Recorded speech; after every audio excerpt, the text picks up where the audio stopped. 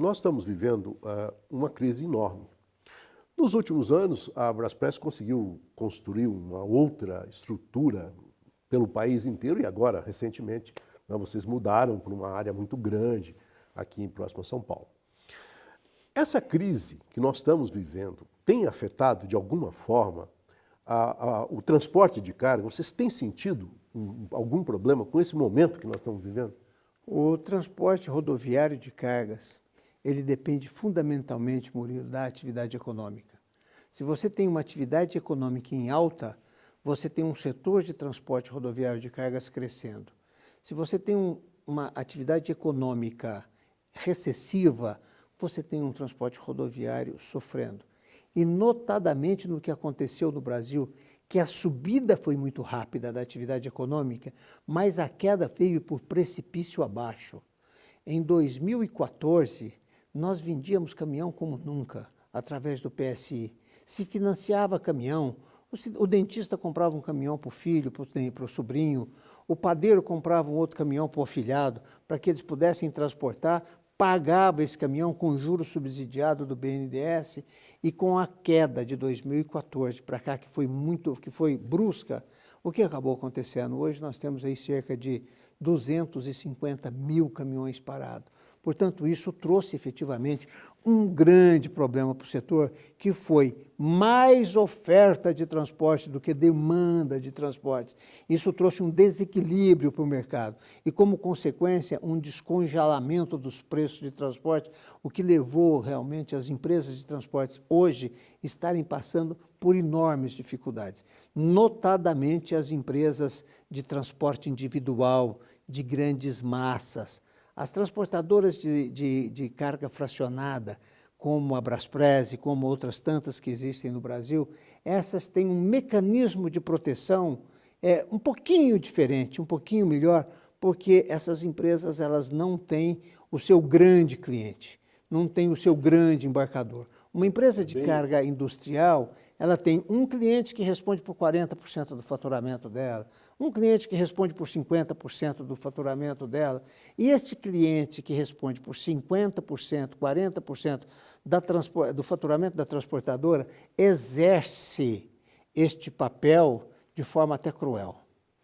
Já numa transportadora de carga fracionada, você tem uma pulverização muito maior, e aí os clientes representam 1,5%, 2%, 3%, até 4% em relação ao faturamento, e portanto já não é mais esta mesma pressão, muito embora a concorrência na carga fracionada seja uma concorrência também muito predatória, porque hoje a maioria das transportadoras existentes no Brasil são transportadoras de carga fracionada. O agronegócio se tornou fundamental para a economia brasileira.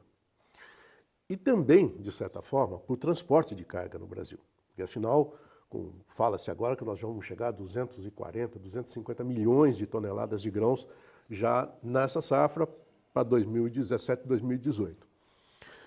Isso pode influenciar positivamente o mercado em geral do transporte? A vocação do Brasil é agronegócio.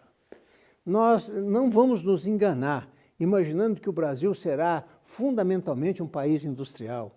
A vocação do país é o agronegócio. Nós temos 80% das nossas terras agriculturáveis. Nós temos sol 365 dias por ano. Nós não temos abalo sísmico, nós não temos neve. Portanto, o Brasil ele tem que atender a sua vocação, que é um país agroindustrial, mas tendo no agronegócio o seu carro-chefe.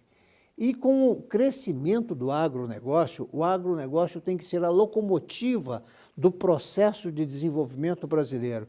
Porque na medida em que ele desenvolve, Murilo, seguramente outras atividades também se desenvolverão. Atividades de pesquisa, atividades de pesquisa, todo tipo de atividade, porque ele acaba irrigando a economia de uma forma geral. Você pega Mato Grosso, você pega Goiás hoje, são verdadeiras fronteiras de desenvolvimento.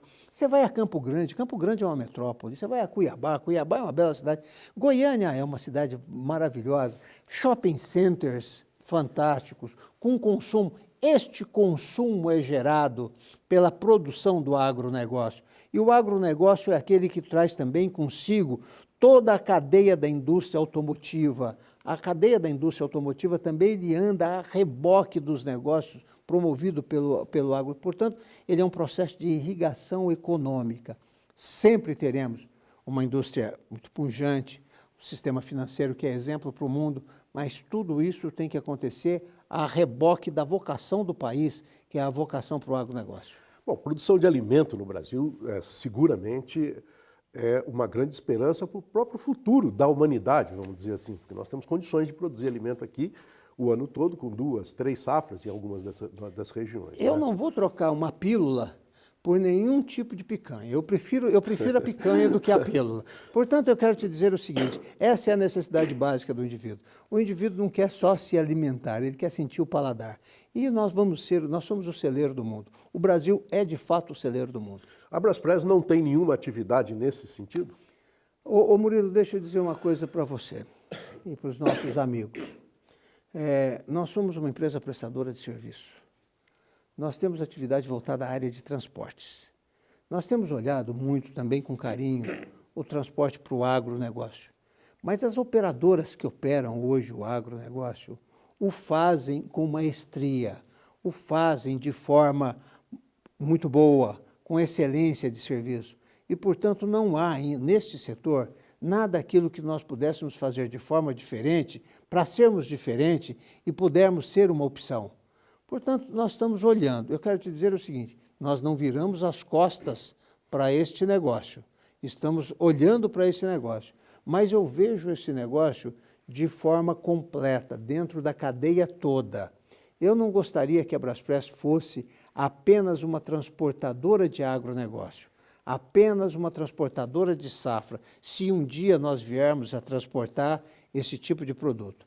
A Braspress, se um dia tivesse que operar, ela ia operar dos silos ao porto, porque operar apenas o transporte hoje de produtos